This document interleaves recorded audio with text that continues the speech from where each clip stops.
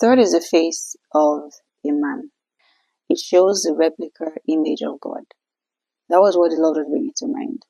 That the face of the man there is the expression of Jesus in flesh. The connection that we have with our God in flesh. So, took me back to Genesis, right? In Genesis, it is recorded that God said, let us make man in our own image, form and likeness. So every single time that we show up, we're showing up in the image, likeness, and form of God. So that face of man is a representation of we before his throne. That he formed us in his likeness. He created us in his image. Then it's a two-way. The way it connects back to us as man is that we see who we can become, who we have been formed, fashioned, and made to be like, such that even though we are not operating in some level of dominion or maybe casting out devil just yet, doesn't mean that we have not been created to do that. Because again, in Genesis it said, I want you to dominate.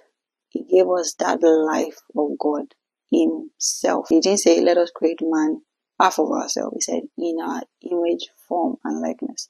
So from the onset, he already made us in his likeness, in his form, in his image. And that's the way it connects back to us. I hope we get that.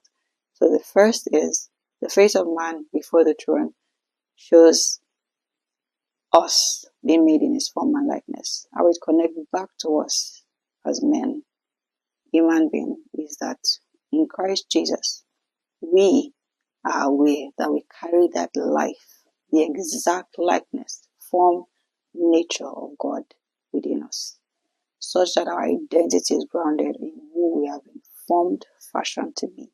And the devil no longer takes us for a fool, even though we are meant to rule. You know, a lot of times, if we are not aware of who we are, the child of a king may end up being sold in slavery in the same land that the father is ruling. If you are not aware of where you're from, or the identity you carry, or the access you have, a lot of things that will keep passing you by and you keep missing out on. So knowledge is bringing it back to us. Do you know who you are in him? Your identity is key.